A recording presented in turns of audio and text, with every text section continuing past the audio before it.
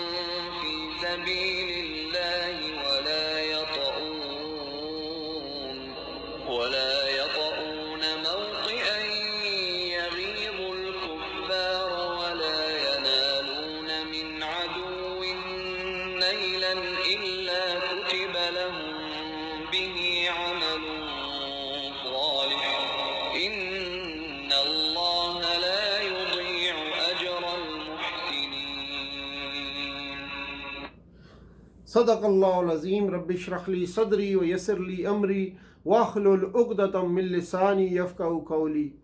اللہم ارنا الحق حقا وارزقنا اتباعہ وارنا الباطل باطلا وارزقنا اجتنابہ، آمین یا رب العالمین۔ ان آیات میں پیچھے رہ جانے والوں کو اس پر ملامت اور فہمائش اور شرکائے جہاد کے فضائل اور قدم قدم پر ہر قول و فعل اور ہر محنت و مشقت پر اجر عظیم کا ذکر ہے، جس میں بوقت جہاد دشمن کو تکلیف پہنچا دینا اور ایسی چال چلنا جس سے ان کو غیظ و غضب ہو، یہ سب اعمال صالحہ موجب ثواب ہیں۔ چونکہ اہل مدینہ رسول اللہ صلی اللہ علیہ وآلہ وسلم کی دعوت پر سب سے پہلے لبیک کہنے والے اور رسول اللہ صلی اللہ علیہ وسلم کو پناہ دینے والے تھے، اس لیے انہوں نے ہی سب سے پہلے بیعت کی، اور یہی لوگ پورے جزیرہ عرب میں اسلامی ریاست کے بانی مبانی اور اس کا بنیادی اثاثہ تھے۔ اسی طرح مدینہ کے ارد گرد جو اہم قبائل تھے جنہوں نے اسلام قبول کر لیا تھا اور جو دور دور تک پھیلے ہوئے تھے، یہ اس تحریک کے بیرونی مددگار تھے۔ اس لیے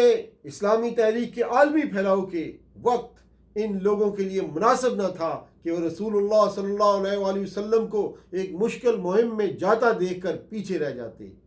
ان کا فریضہ تو یہ تھا کہ رسول اللہ صلی اللہ علیہ وآلہ وسلم پر اپنی جانیں قربان کر دیتے اور اپنی جانوں سے زیادہ رسول اللہ صلی اللہ علیہ وآلہ وسلم کی فکر کرتے۔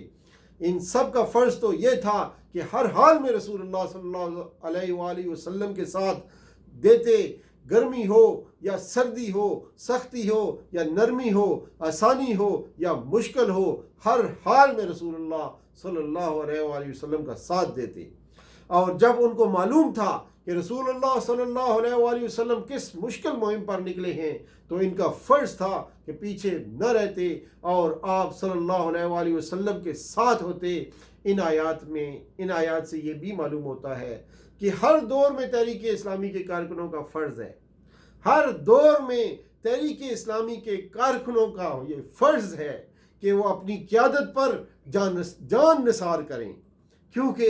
اس راہ میں پیاس پر بھی جزا ہے،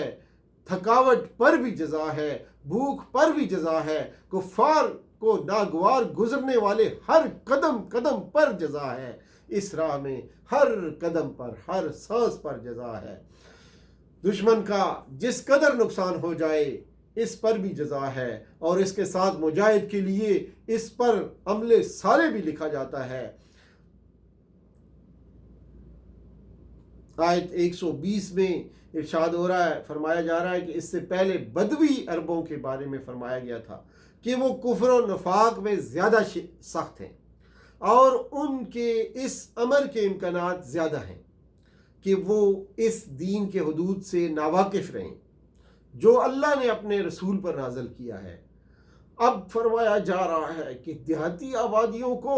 اس حالت پر پڑا نہ رہنے دیا جائے، بلکہ ان کی جہالت دور کرنے اور ان کے اندر شعور اسلامی پیدا کرنے کا اب ایک باقاعدہ انتظام ہونا چاہیے۔ اس غرض کے لیے ضروری نہیں کہ تمام دیہاتی عرب اپنے گھروں سے نکل کر مدینے آ جائیں اور یہاں علم حاصل کریں،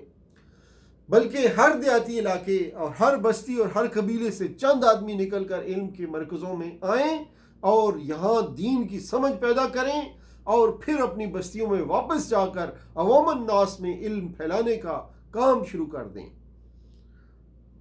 یہ ایک نہایت ہی اہم ہدایت تھی جو اسلامی تحریک کو مستحکم رکھنے کے لیے ٹھیک وقت پر دی گئی کہ توسیع جس رفتار کے ساتھ ہو رہی ہے اسی کے مطابق استحکام کی تدبیر بھی ہونی چاہیے، اور وہ یہ ہے کہ ہر حصہ آبادی سے چند لوگوں کو لے کر تعلیم و تربیت دی جائے، پھر وہ اپنے علاقوں میں واپس جا کر عوام کی تعلیم و تربیت کا فرض انجام دیں، یہاں تک کہ مسلمانوں کی پوری آبادی میں اسلام کا شعور اور حدود اللہ کا علم پھیل جائے۔ آیت کریمہ سے یہ بات اچھی طرح عیاں ہے کہ تعلیم کا اصل مقصد عوام الناس کو محض خواندہ بنانا اور ان میں کتاب خوانی کی تو نوعیت کا علم پھیلانا نہیں ہے، بلکہ واضح طور پر اس کا مقصد حقیقی یہ متعین کیا گیا ہے کہ لوگوں میں دین کی سمجھ پیدا ہو، ان کو اس حد تک ہوشیار اور خبردار کیا جائے کہ وہ غیر مسلمانہ رویہ زندگی سے بچنے لگیں۔ یہ مسلمانوں کی تعلیم کا وہ مقصد ہے جو ہمیشہ کے لیے اللہ تعالیٰ نے خود مقرر فرمایا ہے، اور ہر تعلیمی نظام کو اسی لحاظ سے جانچا جائے گا کہ وہ اس مقصد کو کہاں تک پورا کرتا ہے۔ یعنی اسلام لوگوں میں ایسی تعلیم پھیلانا چاہتا ہے جو مذکورہ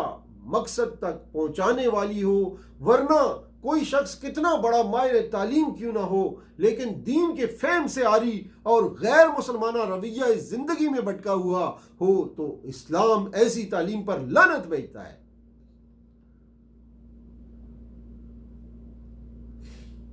آیت کریمہ میں بظاہر یہ وضاحت کی گئی ہے کہ دارالسلام کے جس حصے سے دشمنان اسلام کا جو علاقہ متصل ہو، اس کے خلاف جنگ کرنے کی اولین ذمہ داری اسی حصے کے مسلمانوں پر عائد ہوتی ہے۔ لیکن جس سیاق کلام میں یہ آیت آئی ہے تو اس سے مراد وہ منافق لوگ ہیں جن کا انکار حق پوری طرح نمایاں ہو چکا تھا اور جن کے اسلامی معاشرہ میں غلط ملت رہنے سے سخت نقصانات پہنچ رہے تھے۔ اس سے پہلے بھی ان آستین کے سانپوں سے اللہ تعالیٰ نے جہاد کرنے کا حکم دیا تھا، ان کا استحصال ہو، اور وہی بات اب آخر میں بھی بتائی جا رہی ہے۔ یعنی کوئی سال ایسا نہیں گزرتا جبکہ 1-2 مرتبہ ایسے حالات پیش نہ آتے ہوں جن میں ان کا دعوی ایمان آزمائش کی کسوٹی پر نہ کسا جاتا ہو اور اس کی کھوٹ کا راز فاش نہ ہو جاتا ہو۔ کبھی قرآن میں کوئی ایسا حکم آ جاتا ہے جس سے ان کی خواہشات نفس پر کوئی نئی پابندی عائد ہو جاتی ہے، کبھی دین کا کوئی مطالبہ ایسا سامنے آ جاتا ہے جس سے ان کے مفاد پر ضرب پڑتی ہے، کبھی کوئی اندرونی قضیہ ایسا رونما ہو جاتا ہے جس سے یہ امتحان مضمر ہوتا ہے کہ ان کو اللہ اور اس کے رسول اور اس کا دین کس قدر عزیز ہے۔ کبھی کوئی جنگ ایسی پیش آ جاتی ہے جس میں یہ آزمائش ہوتی ہے کہ یہ جس دین پر ایمان لانے کا دعویٰ کر رہے ہیں اس کی خاطر جان، مال، وقت، محنت کا کتنا اثار کرنے کے لیے تیار ہیں۔ ایسے تمام مواقع پر صرف یہی نہیں کہ ان کی منافقت کھل کر سامنے آ جاتی ہے، بلکہ جب یہ ایمان کے تقاضوں سے منہ موڑ کر بھاگتے ہیں تو ان کے اندر کی گندگی پہلے سے کچھ زیادہ بڑھ جاتی ہے۔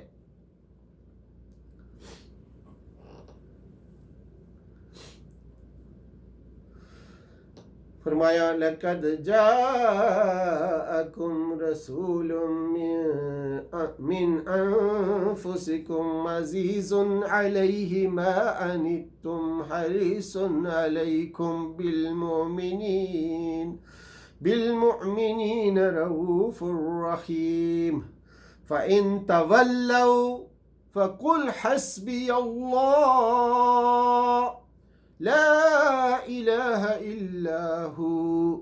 علیہ توکلت وهو رب العرش العظیم. صدق اللہ العظیم. وآخر دعوانا ان الحمد للہ رب العالمین وصلی اللہ تعالی علی خیر خلقہ محمد وعلی آلہ واصحابہ اجمعین برحمتک یا ارحم الراحمین. والسلام علیکم ورحمۃ اللہ وبرکاتہ. اس کے ساتھ سورہ توبہ کا اختتام ہوتا ہے. انشاءاللہ اگلی سورہ یونس لیے آپ کی خدمت میں حاضر ہوں گے. اس وقت تک اجازت دیجیے. والسلام علیکم ورحمۃ اللہ وبرکاتہ.